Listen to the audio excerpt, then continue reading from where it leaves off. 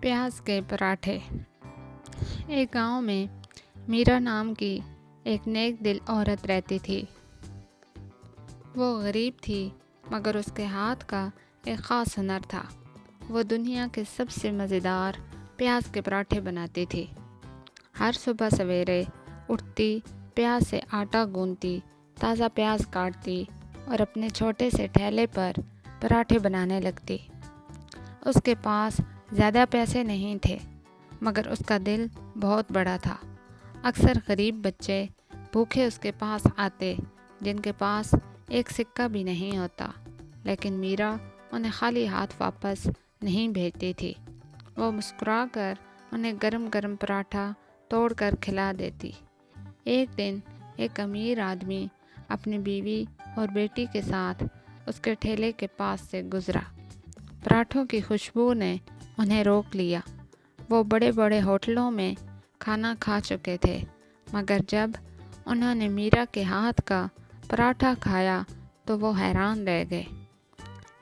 یہ تو زندگی کا سب سے مزیدار پراٹھا ہے، بیوی نے خوش ہو کر کہا۔ چھوٹی بچی خوشی سے تالیاں بجانے لگی اور ایک اور پراٹھا مانگنے لگی۔ وہ سب مزے سے کھانے لگے۔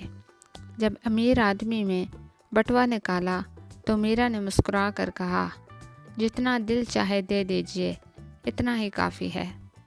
آدمی اس کی سچائی اور نرمی سے بہت متاثر ہوا۔ اس نے پراٹھوں کی قیمت سے زیادہ پیسے دیے اور پھر سارے شہر میں میرا کے ٹھیلے کی تعریف کی۔ جلد ہی میرا کے ٹھیلے پر بھیڑ لگنے لگی۔ آہستہ آہستہ اس کا چھوٹا سا ٹھیلا ایک بڑے ہوٹل میں بدل گیا۔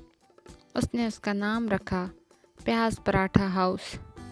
لیکن وہ کبھی نہیں بھولی کہ اس نے کہاں سے شروعات کی تھی۔ وہ ہمیشہ اپنے ہوٹل کے ایک کونے میں غریب اور بھوکے لوگوں کے لیے مفت پراٹھے رکھتی۔ یوں میرا کی کہانی دور دور تک مشہور ہونے لگی اور سب کو یہ سبق ملا، اصل کامیابی دولت میں نہیں بلکہ محبت اور دوسروں کی خدمت میں ہے۔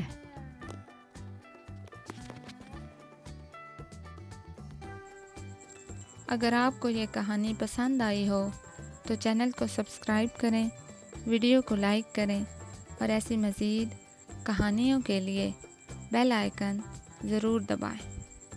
ملتے ہیں اگلی خوبصورت کہانی کے ساتھ۔